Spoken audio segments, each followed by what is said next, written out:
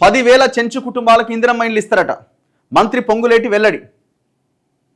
ఇది ఎక్కడ అంటే ఈ ఐటీడీఏల పరిధిలో ఉన్న చెంచులు ఎవరైతే ఉన్నారో వాళ్ళకి 10,000 ఇందిరమ్మ ఇండ్లు ఇవ్వబోతున్నారట. రాష్ట్రంలోని 4 సమీకృత గిరిజనాభివృద్ధి సంస్థల పరిధిలో ఐటీడీఏల పరిధిలో 10,000 చెంచు కుటుంబాలకు ఇందిరమ్మ ఇండ్లు మంజూరు చేస్తున్నట్టు మంత్రి పొంగులేటి శ్రీనివాసరెడ్డి తెలిపారు.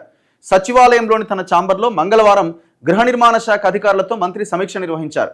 గిరిజన ప్రాంతాల్లో శాశ్వత గృహాలు నిర్మించాలని రాష్ట్ర గవర్నర్ జిష్ణుదేవ్ వర్మ పలు సందర్భాల్లో సూచించారు.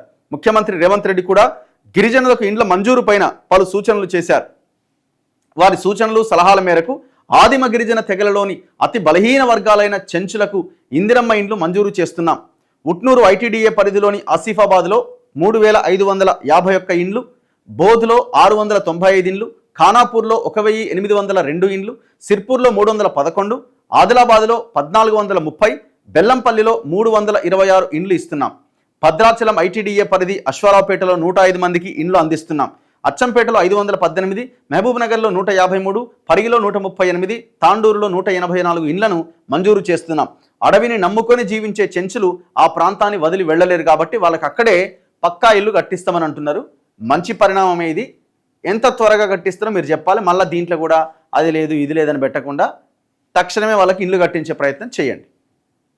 ఇప్పుడు అక్కడ మళ్ళీ ఇక్కడ ప్లేస్ ఉందా, మళ్ళీ మీకు 5 లక్షలు ఇది కాదు, మీరు ఇల్లు కట్టించి ఇవ్వాలి. ఎందుకంటే వాళ్ళకి ఏముంది, ఆధారం ఏముంది. ఇప్పుడు అక్కడికి ఆ చెంచు ఏరియాల్లోకి సీకు సిమెంటు ఇదంతా తరలించాలన్నా కూడా అంత ఈజీ కాదు. సో అది ప్రభుత్వమే దగ్గరుండి వాళ్ళకి ఇండ్లు కట్టించి ఇవ్వాల్సిన అవసరం ఉన్నది. అసలు ఈ దేశ మూలవాసులు ఎవరయ్యా అంటే వీళ్ళే కదా. అడవిని కాపాడుతున్నది మనం ఇలా గాలి పీలుస్తున్నాం అంటే ఎవరి వల్ల?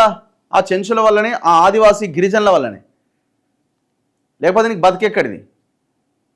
40 ఏళ్ళకి లంగ్స్ అంతా ఖరాబ్ అయిపోయి ఆగమాగమై చచ్చిపోయేటోళ్ళం మనం.